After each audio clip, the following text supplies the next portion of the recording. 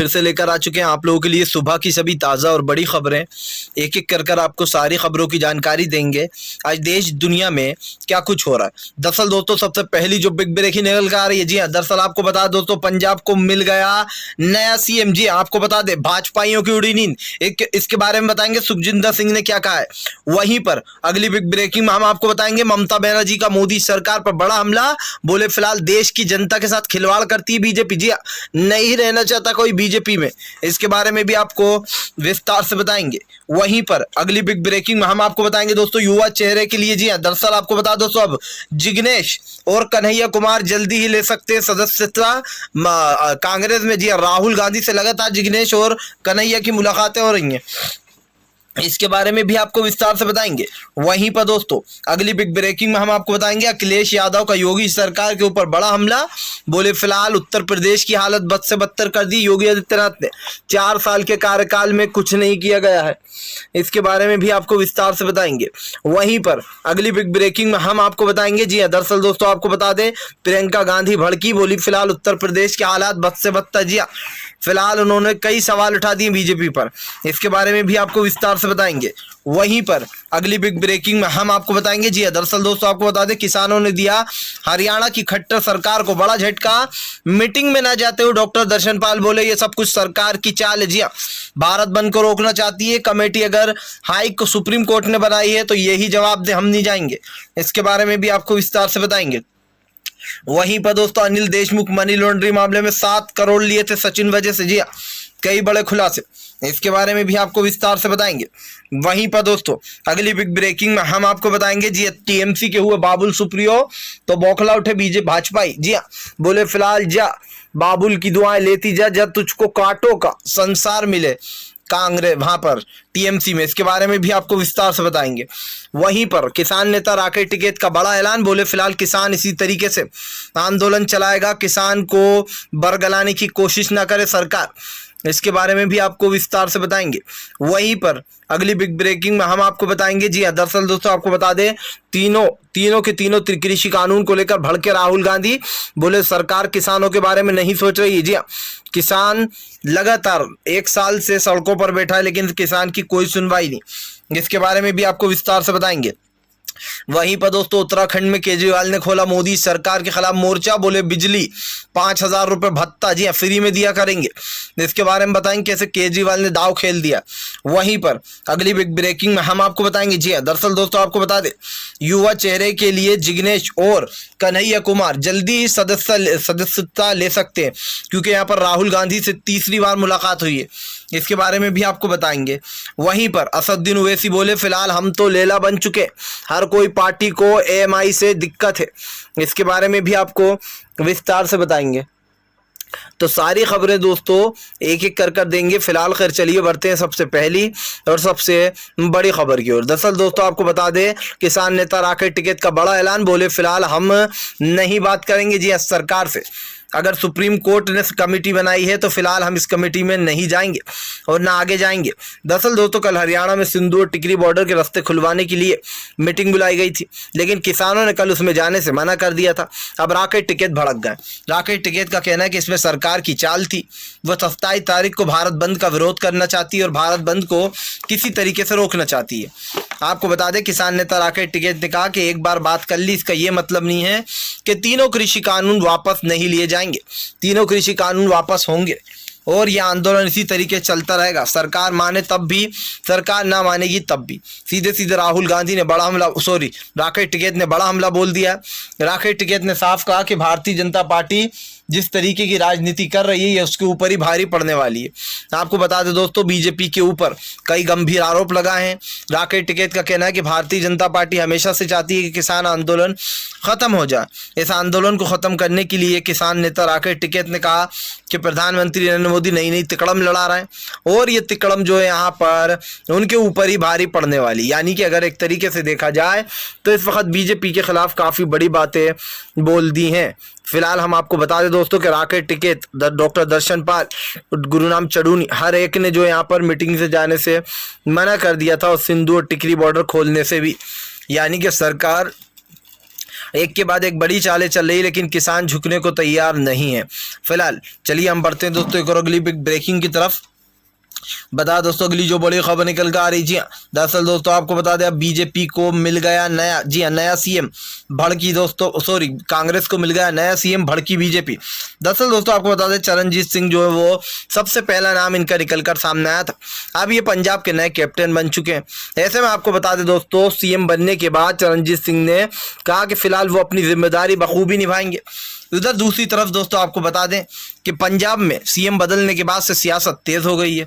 Captain Amarinder Singh मानने को तैयार नहीं है। हालांकि सोनिया गांधी ने कैप्टन अमरिंदर सिंह से माफ़ी मांगी, सॉरी बोला, लेकिन बताया जा रहा है कि कैप्टन अमरिंदर सिंह जो है वो अब मोर्चा खोलकर बैठ गए। इसी के साथ साथ आपको ये भी बता दें कि भारतीय जनता पार्टी को बड़ा झटका लगने वाला है, क्योंकि बीजेपी इस वक्त सोच रही थी कि कौन सीएम बनेगा। और दोस्तों मानिए, यकीन मानिए, पंजाब का सीएम इस वक्त बिल्कुल सही बनाया गया। सबसे ज़्यादा अगर किसी को वोट मिले तो इन्हीं को मिले, और ये साफ दिखाई दे रहा है कि चरणजीत सिंह जो है वो नंबर 1 की पोजीशन पर आ गए थे। जब लोगों ने अपना सहमति जताई थी तो हर कोई जो यहाँ पर चरणजीत सिंह के साथ था।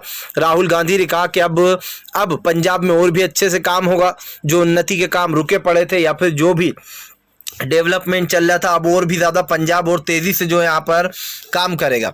राहुल गांधी ने कहा कि ये डिसीजन हमने बहुत सोच समझ कर लिया है। आपको बता दें दोस्तों, पंजाब का सीएम बदलने के बाद सोनिया गांधी ने भी बोला, सोनिया गांधी ने कहा कि फ़िलहाल ये डिसीजन सबकी सहमति से लिया गया है। जनता भी चाहती थी कि फ़िलहाल अब सीएम बदल दिया जाए, इसलिए चरणजीत सिंह को बना दिया गया। आपको बता दें दोस्तों, पंजाब की हलचल तेज़ हो गई है, क्योंकि इस वक्त भारतीय जनता पार्टी सदमे में। बीजेपी ये सोच नहीं पा रही थी कि इस बार पंजाब का सीएम कौन होने वाला है। आपको बता दोस्तों, पंजाब का सीएम बदलते से ही जो यहाँ पर पार्टी में ज़बरदस्त तरीके से खुशी की लहर हो गई। दरअसल हर एक कैप्टन अमरिंदर सिंह के खिलाफ था। हमने पहली बार देखा है कि कैप्टन अमरिंदर सिंह किसी भी सीएम को ज़रा सा भी जो है यहाँ पर सपोर्ट नहीं मिला। फिलहाल खैर चलिए हम बढ़ते दोस्तों एक और अगली बिग ब्रेकिंग की तरफ। बता दोस्तों अगली जो बड़ी खबर निकल कर आ रही है, अखिलेश यादव भड़के, बोले योगी आदित्यनाथ 4 साल का कार्यकाल गिना रहा है, लेकिन इन 4 सालों में बीजेपी ने कुछ नहीं किया जिसको याद रखा जा सके। दरअसल दोस्तों अखिलेश यादव ने जो है यहाँ पर योगी आदित्यनाथ के ऊपर बड़ा हमला बोलते हुए कहा है कि फिलहाल योगी आदित्यनाथ सिर्फ 4 साल का कार्यकाल गिना सकते, लेकिन वो ये नहीं बता सकते कि इन 4 सालों में उन्होंने क्या किया। आपको बता दें दोस्तों, ज़बरदस्त तरीके से भड़कते हुए यहाँ पर नजर आए। साफ दिखाई दे रहा है कि जिस तरीके की राजनीति इस वक्त बीजेपी कर रही है, ये उसके ऊपर ही भारी पड़ रही है। क्योंकि दोस्तों हमने देखा कि 4 साल में उत्तर प्रदेश की हालत बद से बदतर होती गई।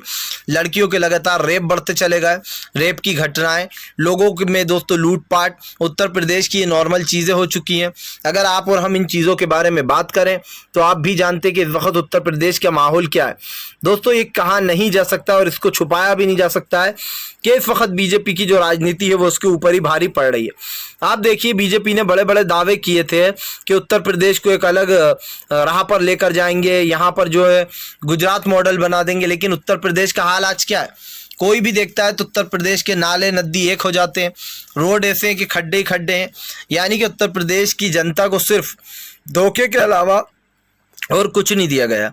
फिलहाल चलिए हम बढ़ते हैं दोस्तों एक और अगली बिग ब्रेकिंग की तरफ। बता दोस्तों, राहुल गांधी का मास्टर स्ट्रोक, बीजेपी बिलबिलाई। जी दरअसल दोस्तों आपको बता दें, अब युवा चेहरे के तौर पर राहुल गांधी कन्हैया कुमार और जिग्नेश पटेल को दोस्तों आपको बता दें सदस्यता दिला सकते हैं कांग्रेस की। दरअसल आपको बता दें, 4 बार राहुल गांधी से जिग्नेश और जो है कन्हैया कुमार की मुलाकात हो चुकी है। आपको बता दें दोस्तों, जिग्नेश और कन्हैया कुमार को युवा चेहरा माना जाता है। इनकी फैन फॉलोइंग काफ़ी अच्छी है। अब बताया जा रहा है कि जल्दी ही जो है यहाँ पर जिग्नेश और कन्हैया कुमार कांग्रेस की सदस्यता ले सकते हैं। आपको बता दें दोस्तों, क्योंकि राहुल गांधी से लगभग 5 बार मुलाकात कर चुके हैं कन्हैया कुमार, 4 से 5 बार। ऐसे में ये कयास लगाया जा रहा है कि फिलहाल राहुल गांधी अब जिग्नेश और कन्हैया को सदस्यता दिलाकर ही रहेंगे। यकीन मानिए दोस्तों, बीजेपी की राजनीति में भूचाल आ गया, क्योंकि बीजेपी समझ नहीं पा रही है इस वक्त पार्टी में चल क्या रहा है। भारतीय जनता पार्टी कांग्रेस के बड़े बड़े फैसले देखकर पूरी तरीके से पस्त हो चुकी है। सवाल ये है कि अगले जो लोकसभा चुनाव आने वाले 2024 के, उसमें भारतीय जनता पार्टी को बड़ा झटका लगेगा। आपको बता दें दोस्तों, भारतीय जनता पार्टी इस वक्त जिस तरीके की राजनीति कर रही है ये उसके ऊपर ही भारी पड़ने वाला। इस बात को झुटलाया नहीं जा सकता कि बीजेपी की राजनीति जो है वो उसके ऊपर ही भारी पड़ेगी। क्यों पड़ेगी दोस्तों, ये आप भी जानते। आज जो भी हमारे सामने हो रहा है या फिर जो भी चल रहा है उसको लेकर सरकार घिरती चली जा रही है।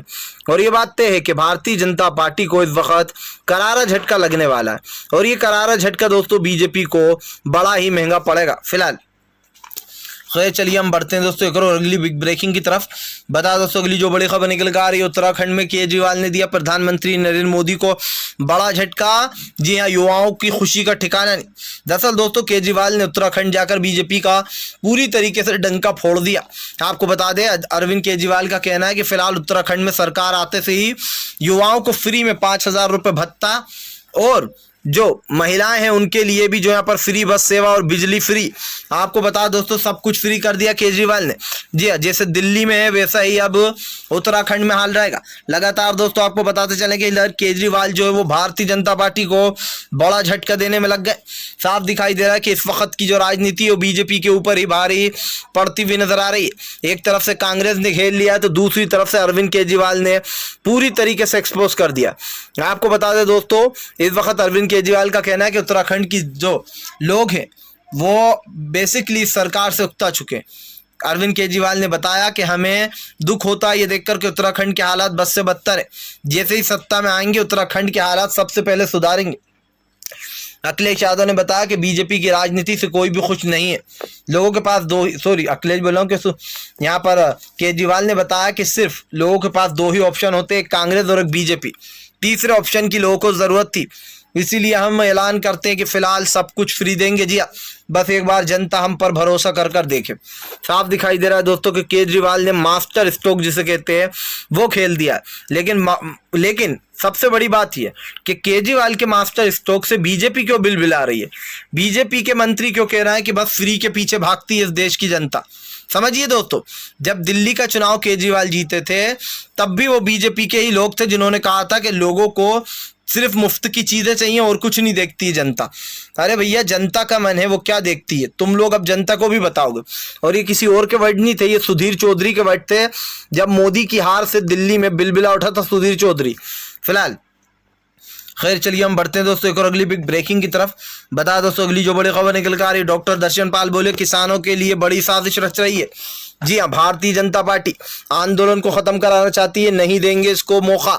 दरअसल दोस्तों आपको बता दें भारतीय जनता पार्टी को लेकर जमकर बरस गए यहाँ पर डॉक्टर दर्शन पाल का कहना है कि भारतीय जनता पार्टी जानबूझकर किसान आंदोलन को खत्म कराने की साजिश में है। इधर दूसरी तरफ दोस्तों आपको बता दें धीरे धीरे कर जो भारतीय जनता पार्टी है वो पूरी तरीके से ओवरलोड होती जा रही है। दोस्तों यहाँ पर साफ दिखाई दे रहा है कि जिस तरीके की राजनीति इस वक्त बीजेपी कर रही है उसके ऊपर ही भारी पड़ने वाली है। आपको बताते चले दोस्तों कि भारतीय जनता पार्टी ने इस वक्त जो भी राजनीति की है ये उसके ऊपर ही भारी है।